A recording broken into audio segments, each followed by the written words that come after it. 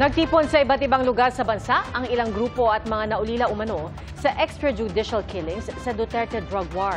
Umaasa silang ang pagkaaresto ng dating Pangulo, unang hakbang tungo sa hustisya. Saksi, si Tina Panganiban Perez. Bit-bit ang mga litrato ng mga pinatay sa Duterte drug war. Nagtipon sa isang misa ang kanilang mga kaanak sa isang simbahan sa Payatas, Quezon City. Si Teresita Campo, inabutan pang buhay ang anak niyang si Jonald habang nakahandusay sa kalsada sa Payatas noong November 27, 2016. Ni hindi niya alam kung dahil ito sa sumbong sa droga, dahil pinatay at hindi nalitis. Sinundo na lang po ako sa bahay na yung anak ko nakatiyaya na sa kalsada. Dito po siya sa harap ko po naputulan ng hininga. Hindi naman lumaban yung anak ko naglalakad lang sa kalsada Puro likod ang tama. 3 pulis daw ang bumaril. Sobrang sisi po. Sobrang sisi. Sobrang sisi na binuto ko si Duterte. Bigla namang pinasok ng mga pulis ang bahay ni Maria Belendaa noong August 21, 2016 at pinatay umano ang anak niyang si Marcelo Daa Jr. at 4 na katrabaho. Yung pumasok ng mga pulis may dalang bayong at ang laman manok, yung pala ang laman sa ilalim ay baril. Nakikiusap yung isa na ikulong lang sila, nakaluhod. Ikinatuwa nila ang pagkakaaresto kay Duterte na nawaraw ay mapanagot sa mga pagpatay. May kulong po siya. Yan lang po. Pagbayaran niya lahat yung mga dapat pagbayaran niya. Dahil yung mga tao doon, pwede naman ikulong yun kung dapat hindi niya pagpapatayin. Ang misang ito ay naglalayo magbigay pasasalamat sa pagkakaaresto kay dating Pangulong Duterte at ipanalangin na rin ang hustisya para sa mga biktima ng extrajudicial killings. Makasaysayang sorpresa ito na nadakip at na-offer na yung warrant of arrest kay Presidente Duterte.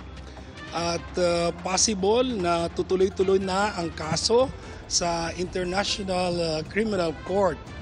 At ito ay talagang maging taon na ng jubileo, kalayaan at hustisya, lalong-lalo na para sa mga AJK families na nag-survive. Sa hiwalay na misa sa Sacred Heart Parish, may mensahe rin ng tiyuhid ni Kian de los Santos, ang 17 anyos na ayon sa mga saksi ay kinaladkad ng mga pulis at kahit nagmamakaawa na ay binaril kinalaunan sa kanilang anti-drug operation. Yung aking ang pamangkin hindi nga nadala sa korte. Ang daming akusasyon na binato noong pinatay ito. Mapalad ang ating Pangulo dahil mabibigyan siya ng pagkakataon na ipagtanggol ang kanyang sarili. Ayon sa isa sa mga abogadong tumutulong sa reklamo, nangangalap pa rin ng impormasyon ang ICC. Investigation pa rin. Ito kasing, itong stage na to, hindi pa siya kaso. Iniimbestigahan kasi ngayon, sino ang may kasalanan. Ang hinihingi ng ICC ay impormasyon. Okay. Kung kaya niyang pumunta doon at ibigay yung impormasyon na tama at hindi magsisinungaling lang o magde-deny lang, ay uusad tayo. Sa Welcome Rotonda, nagtipon din ang iba't ibang grupo at mga kaanak na mga pinaslang sa drug war.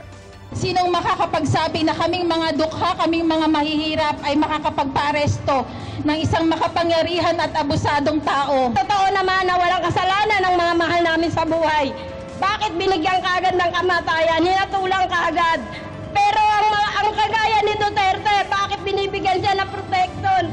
Nabigyan pa siya ng pag-asa na makulong sa magandang kulungan. Naiiyak ako kanina pa nang nalaman kong nahuli na si Duterte.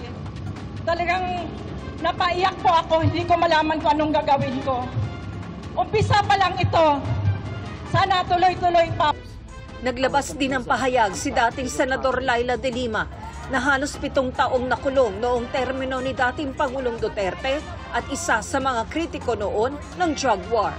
Today, Mr. Duterte is being made to answer, not to me, but to the victims, to their families, to a world that refuses to forget. This is not about vengeance. This is about justice finally taking its course. Para sa GMA Integrated News, ako si Tina Panganiban Perez, ang inyong saksi. Mga kapuso, maging una sa saksi. Mag-subscribe sa GMA Integrated News sa YouTube para sa iba't ibang balita.